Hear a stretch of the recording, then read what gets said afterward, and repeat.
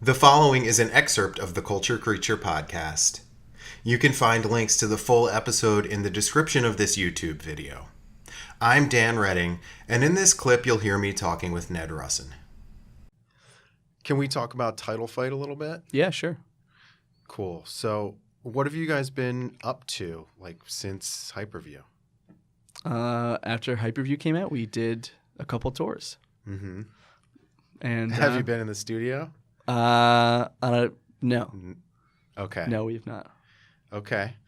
I have a few questions about Floral Green and Hyperview and a couple of other things. And you kind of touched on this earlier. On Floral Green in particular, you sing so openly about the insecurity and the vulnerability of being young. How does your relationship with your lyrics, especially maybe the lyrics on that album, how does your relationship with the lyrics change as you grow older? Well, I guess they always kind of stand as a reminder of the place I was in. Mm-hmm. And that's maybe the first place I go. In singing those songs live or in listening back to those records, it's like, yeah, I remember why I wrote that song. Mm-hmm. And that is that's always an interesting thing because it creates an interesting. For me, it creates an interesting thing with those songs because they're really not happy songs, Yeah. and it's like. Sometimes it's difficult to to think about that kind of stuff. Yeah. But that's specifically why I did it. Yeah. Because I wanted that there. And then I guess the other part of it is, I think about it now in terms of what I think now and what I feel now, and I find it still very applicable to my life in very different ways. Yeah. Because maybe songs were about feelings caused by situations that I'm no longer in. Mm-hmm. And just because I'm not in that situation anymore doesn't mean that there's not another situation that makes me feel something similar. And even then, it's like after Hyperview came out, I did a lot of reflecting on the lyrics that I wrote for that record, and a lot of reflecting a lot about the place that I was in when everything went down with that, and it was something that I looked at as I almost felt like I let myself down because in my mind I was writing something very nihilistic, which I was doing so purposefully because I was at that moment. Can you elaborate on that a little bit? Yeah. So, I mean, there are songs like Hyper Night on that record. Yeah. Or, I don't know. Let's just stick with that for right now. The song was, written as a way to say, I am not feeling that great, and that's it. Mm-hmm. I mean, obviously, rewind 30 seconds to the part of the conversation where I just said, a piece of art never means one thing, and that's true. There's obviously a lot more going on than that. But it was just an expression of me not feeling that well, and going through a lot of different things, a lot of different. I don't know. Just there are things happening in my life that happen when you grow up. Sure. And it doesn't the I would say the exact experience that provoked me to write those lyrics is inconsequential, Mm-hmm. but at the same time, it's just so I was just trying to say I don't know. Here's a feeling that I have, a very serious feeling. And then, okay, so post-election, Yeah. post-Trump's America, all these things, I looked back at the lyrics and also engaging with a couple other pieces of art. For example, this book, Taipei, that I read, and I was these are things that I'm looking at the way in which I think nihilism is and apathy are presenting themselves in the world, and I feel so regretful that I was in that place. But at the same time, Wow. It was like such a real thing for me in that moment. And I looked back at the art, at the lyrics that I wrote and the songs and everything, and I like spoke about it at a couple shows that we played. But I reassessed the art. I'm like, I don't want to put a negative thing into the world. I don't want to put a thing where it's like everything is broken, everything sucks, and I don't care anymore. Yeah. And I looked back on it and I was like, this song is not about that, I realized. I wanted it to be about that at the time, but like luckily for me, I'd like to think I was smarter than myself. Mm-hmm. And it's like I'm looking at a way now in which it's not about those things. It's about like, yeah, the world is really difficult. And it's really difficult to be a human being. Yeah. And like treat other people well and treat yourself well. And so this song is about recognizing that and still trying. Trying to be a good person, trying to make the world better, trying like all these impossibly idealistic things because there's no other way, really. You know, like this is something that was said in a class I was in recently. It's like there are two options. You accept defeat or you try. Yep. So it's like, yeah, I was trying to accept defeat, but really I was just afraid to try at that moment. And I think that's a really, I don't know, that's like, to me, that was one of the most important things that I've come across in my own, like thinking about stuff that I've done. You weren't trying at that moment. You were doing. I mean, yeah. And you were writing a song. And, yeah. And these songs are cathartic. And that's why, you know, one of the reasons why people find so much meaning in them is that the catharsis of those bad feelings, negative feelings is like a relief, you know, and can lead you to joy. Yeah.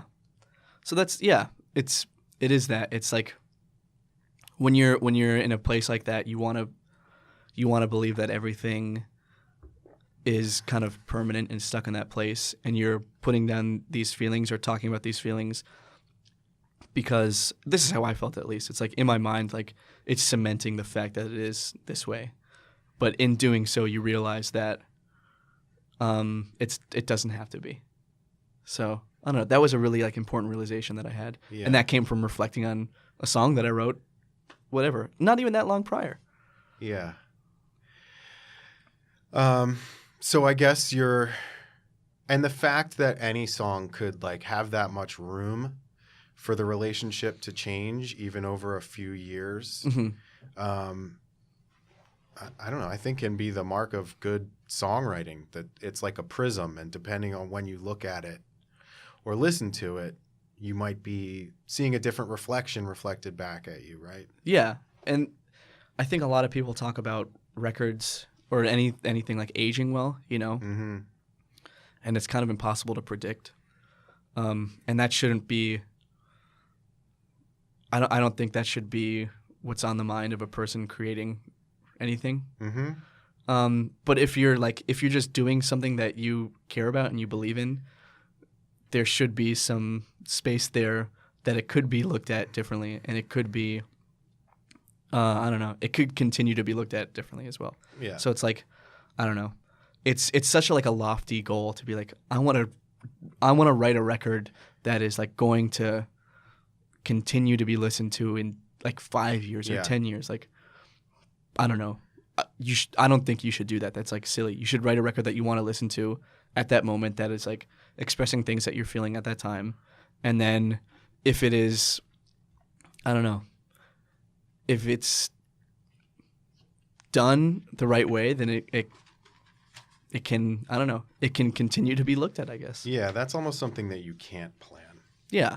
Or I don't know. It's like, it's definitely something that people talk about. Yeah. Like you think about your legacy, you think about your longevity, like all these things. And it's like, I don't know. You get too caught up in that, you're thinking about the wrong things. Yeah. Yeah.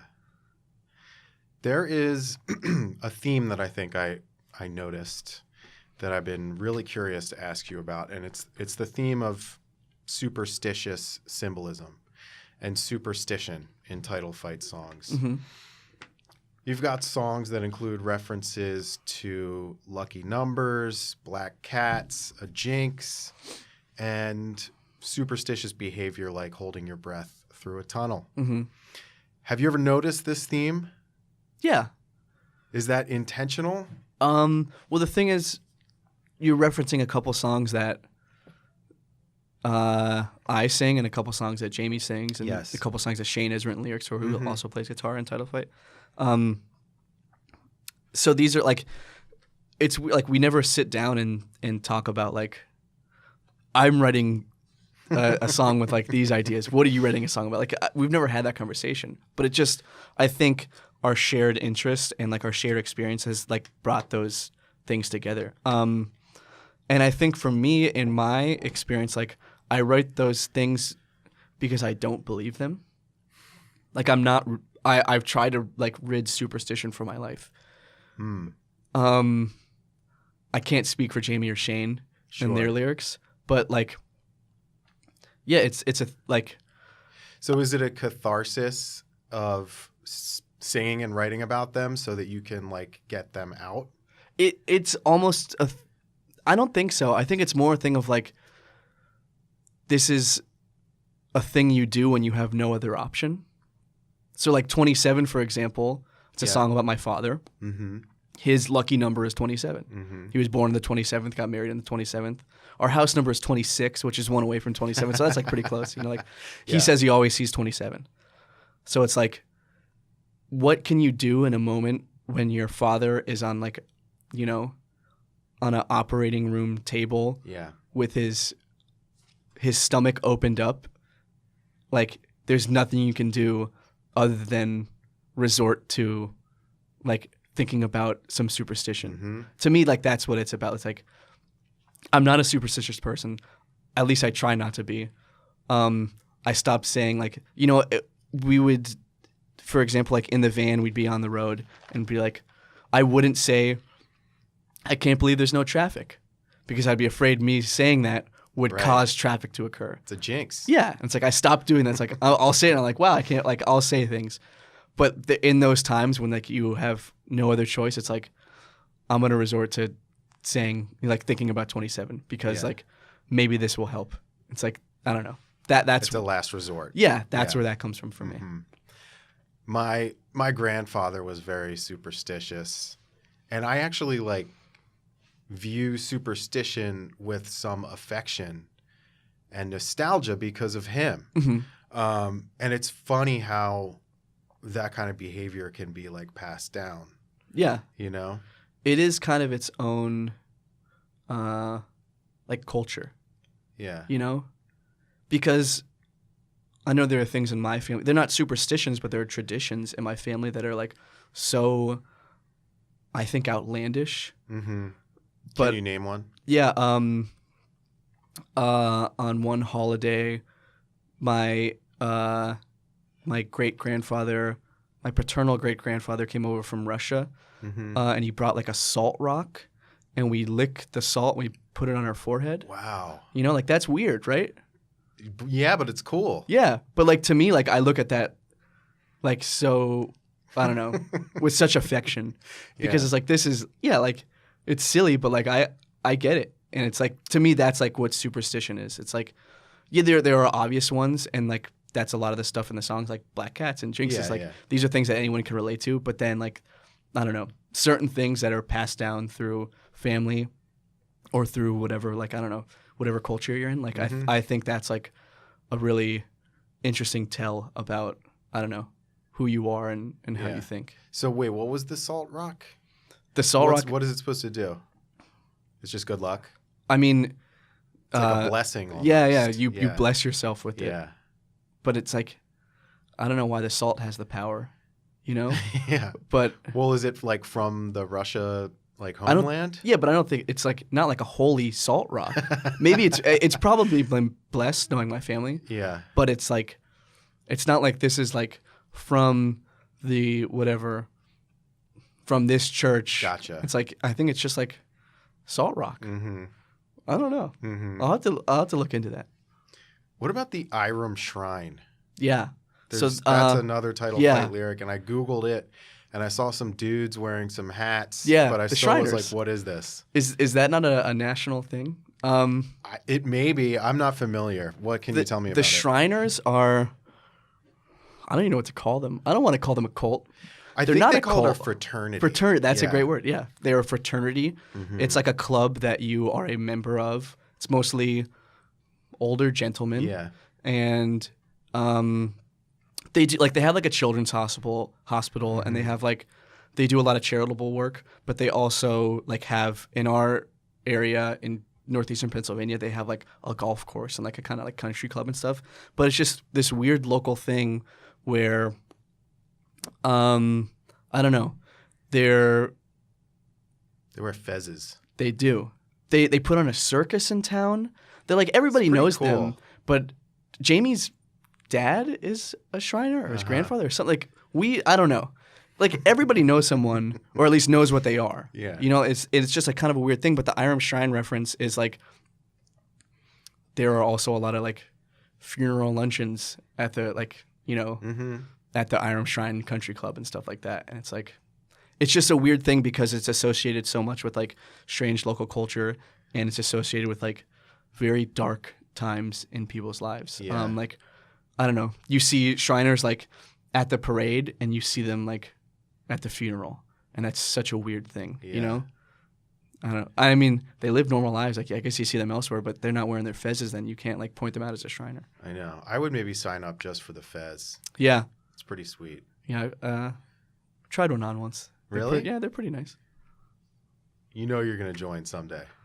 I don't know. Well, I'm not saying no. You know, you've been in Title Fight for such a long time. You guys have been playing together since you were kids, really. Yeah. Do you think of it like as a lifelong commitment? I guess in the way I think of anything as being a lifelong commitment, which is both yes and no. Right. It's like, I'm going to be associated with Title Fight for the rest of my life, no matter what. No matter if we broke up like yesterday, if we break up tomorrow, if we never break up. Yeah. Like it's just so much of a part of who I am. And like beyond like that kind of thing, like the person that I am is because of Title Fight. Yeah. The experiences that I had and like, I don't know, I just mean this as like a person coming of age on the road. Like those things were so monumental in my life of like teaching me what kind of person I was and what kind of person I wanted to be. That like that's with me forever, you know. And so I think it's like it is a thing that's like this is with me for the rest of my life. At the same time, I care about it so profoundly that I would never want to do it injustice. Right. You know, like if we were to do something or if we had the opportunity to do something that I didn't feel was, I don't know, truly representative of the band, I wouldn't do it. And it's as simple as that, you know? And it's like, I think it's so important to me that I don't want to say dumb it down because that sounds like somewhat derogatory, but it's like I don't want to sacrifice what I think is important about it. And so I guess in that regard, like, I don't know, if I feel like I couldn't give it my all, if I feel like, I don't know, there wasn't not the opportunity, if like there wasn't, I don't know, a way in which we could do it, then it wouldn't be in the capacity that, you know, it is. Sure. And it's, so it's not something that I think has to exist forever, which is also, I don't know, that's a complicated thing to come to terms with, but it's something that I think is important to be like honest about, with especially with yourself, you know. Sure.